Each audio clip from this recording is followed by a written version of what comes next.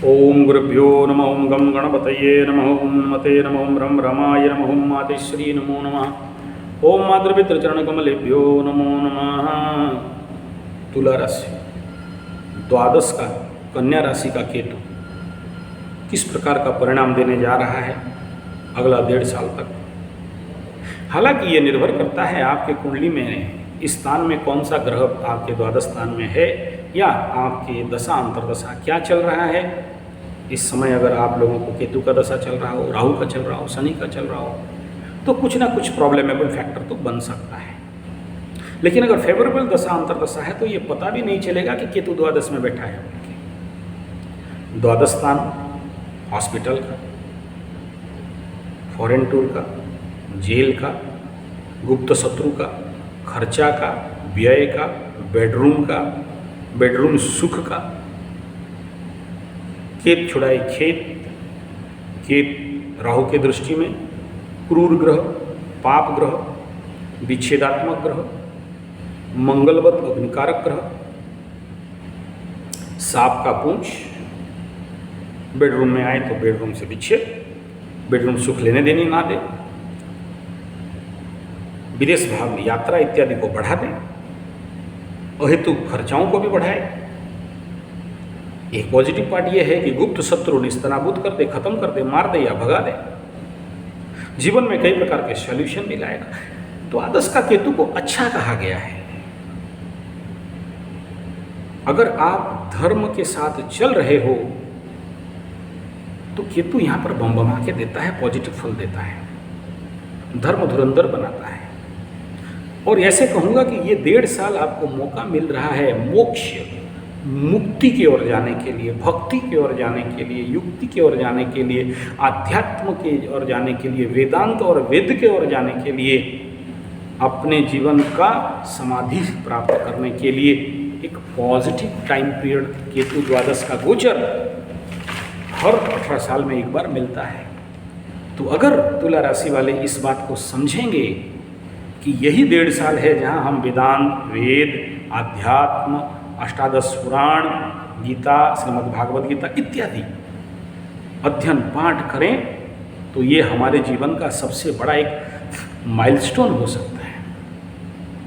जितना ज़्यादा प्रवचन इत्यादि ऑर्गेनाइज करें, सुने, लोगों को आध्यात्मिक बनाएं, लोगों का आध्यात्मिक सेवा करें, मंदिर इत्यादि में सेवा करें, मंदिर में ध्वजा इत्यादि लगाएं, इस प्रकार का जितने सारे काम अगर तुला राशि वाले करते हैं तो पनौती दोष जो शनि पंचम में चल रहा है, अशुभ दोष भी कट जाएगा।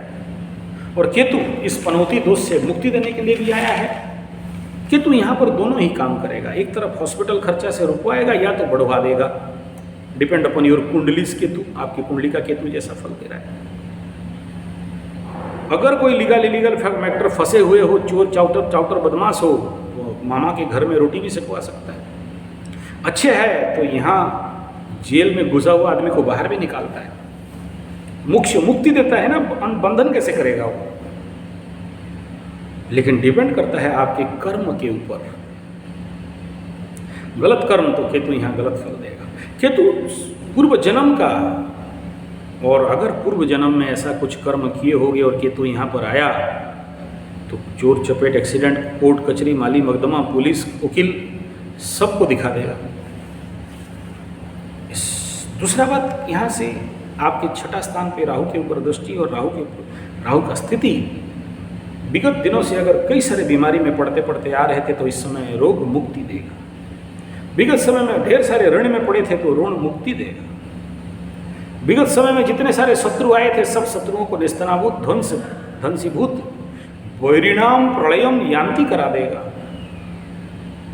हाँ, केतु द्वादश में बैठ के आपके अष्टम स्थान के ऊपर भी दृष्टि देना, अष्टमस्थ बहुत सारे ऑकल्ट में रुचि होना, सडन पैसा प्राप्ति करना, धन इत्यादि, गुप्त धन इत्यादि प्राप्ति, गुप्त ज्ञान इत्यादि का प्राप्ति, ये भी कराएगा। गलत कर्म किए हो तो मरण तुल्य पीड़ाओं को भी बढ़ा सकता है। लेकिन केतु का दृष्टि भी विच्छेदात्मक है तो उस मरण तुल्य पीड़ा से भी बचाएगा, चोर चपेट एक्सीडेंट से भी बचाएगा। और केतु का दृष्टि आपके चतुर्थ स्थान भूमि, भवन, वाहन, माता, सुख, मन के ऊपर जाना तुला राशि के लिए ये चतुर्थ का केतु का दृष्टि आपके कर्म के ऊपर या तो भारी पड़ सकता है, या तो यहाँ आपको अगर केतु आपके लिए आपके कुंडली में फेवरेबल या अच्छी स्थिति में बैठा है और ये दशा अंतर्दशा द्वादश का केतु कह रहा है कि जो भी चतुर्थ स्थान के ऊपर आपकी ज़िंदगी में लिटिगेशन इत्यादि था, भूमि भवन वाहन इत्यादि के लिए समाधान कर देगा, नहीं तो आपको लेके इन सारे विषयों में समस्या डाल सकता है। तो यहाँ क्या कहेंगे, माता का स्वास्थ्य के प्रति सजग रहना, गाड़ी इत्यादि चलाने के समय सावधान रहना, नया गाड़ी जमीन घर खरीद रहे हो तो बहुत सोच समझ के सिग्नेचर करना, पैसा देना, पहले काम फिर दाम करना, नहीं तो ऐसे कुछ ट्रबल और समस्या केतु के कारण मिलेगा जो उसके लिए बड़े लंबे समय तक पछताना पड़ेगा। तो द्वादश का केतु मैं कहूँगा अच्छा है, निर्भर करता है आपके कर्म, निर्भर करता है आपकी कुंडली, निर्भर करता है आपके दशा अंतर्दशा और इन सब के ऊपर आप कितने साधक हो, क्योंकि केतु साधना का ग्रह है, मूर्ख जैसे साधना करवाता है। और यहाँ द्वादश का केतु आपको इतने ऑकल्ट साधना, प्रैक्टिस, तंत्र मंत्र जंत्र इत्यादि करवाएगा, सफलता देगा, सिद्धि देगा, मोक्ष देगा, मुक्ति देगा, समाधि देगा कि और किसी को उतना नहीं दे सकता। मौका आपके हाथ में है, चौका मार सकते हो, केतु से फुल फायदा उठा सकते हो, और नहीं उठा सके तो फिर रोने के सिवा और केतु यहाँ द्वादश का कुछ देता नहीं है। तो आप ये जो लोग ये समझते हैं कि केतु का दृष्टि नहीं होता है, उनके लिए केवल द्वादश का फल ले लो। जिनको अनुभव है कि केतु का दृष्टि है तो इस प्रकार के मिश्रित फल रहेंगे, निर्भर करता है आपके कर्म, आपके समझ। हाँ, केतु यहाँ पर बैठ के तुला राशि वालों को विगत 1.5 साल ढेर सारे भ्रम जनित समस्या दिया, एनेस्थेसिया दिया, दाम्पत्य जीवन में कलह दिया, बहुत सारे बिजनेस को डामाडोल किया, खुद को भ्रम में रखा, खुद को कई प्रकार बीमारी में डाला और समझ में नहीं आया, खुद को इतने सारे प्रॉब्लम में डाल के केतु यहाँ लग्न में बैठ के बहुत सारे प्रेम जनित विच्छेद करा दिया, लवरा लवरे से विच्छेद करा दिया, लग्न से बैठ के पंचम स्थान के ऊपर ज्ञान शिक्षा इत्यादि से, साधना इत्यादि से भी विच्छेद किया। लेकिन जो किए उनको तो बहुत अच्छा मिला। सप्तम में देखे दाम्पत्य जीवन में समस्या, व्यवसायिक क्षेत्र में विच्छेद और मन को क्षीण करना, हीन करना, अपने से अलग कर देना, अपने को आइसोलेट कर देना, अपने को अकेले कर देना, अपने को भगाते रहने का परिणाम किया। और नवम स्थान लग्न में बैठ के दृष्टि दे के पिता का स्वास्थ्य, केतु माने कुत्ता, तो किसी किसी का बाप को तो कुत्ता भी काटा है। हाँ, काटा है, मेरे पास खबर है। ठीक है, तो ये स्थिति भी बनता है।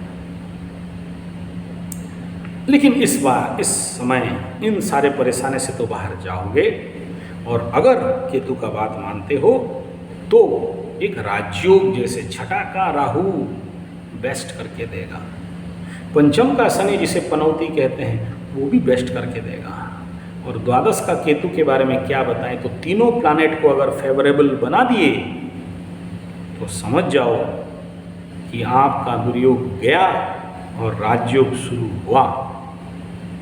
और गुरु बृहस्पति इस गोचर के दौरान आपके लिए अप टू मार्च तो सप्तम स्थान में फेवरेबिलिटी देंगे ही, आपके ऊपर दृष्टि रहेगा। तो जितने सारे तनाव, मानसिक भारीपन, शारीरिक भारीपन, केतु लग्न में शरीर को भारी करता है, शरीर जनित स्नायु जनित प्रॉब्लम, केतु लग्न में आ गया तो साइटिका प्रॉब्लम, कमर में दर्द, स्पाइन में दर्द, लेकिन समझ में नहीं आएगा, केतु रिलेटेड प्रॉब्लम, आदमी को लत लगाना। तो कई सारे तुला लग्न राशि वाले इस केतु के कारण ऐसे ऐसे बीमार में पड़े। केतु माने इन्फेक्शन, किसी का मुंह में इन्फेक्शन हो गया, किसी का दांत में इन्फेक्शन हो गया, किसी का कान डेफ बना के रख दिया। ये सारे समस्या से निजात मिलने का भी एक संभावना है। जो लग्न और राशि दोनों को अलग अलग समस्याओं से निजात मिलने का संभावना रहेगा। दृष्टि शक्ति खुलेगा। गुरु का दृष्टि और केतु का द्वादश मोक्ष, मुक्ति, आध्यात्म की ओर, शुद्धता और पवित्रता से आपको आगे बढ़ाने वाला तुला लग्न राशि वालों के लिए ये अत्यंत उत्तम फल लेके आ रहा है। वीडियो अच्छा लगे तो like, share, comment, subscribe, bell button दबाना ना भूलें। धन्यवाद, नमस्कार।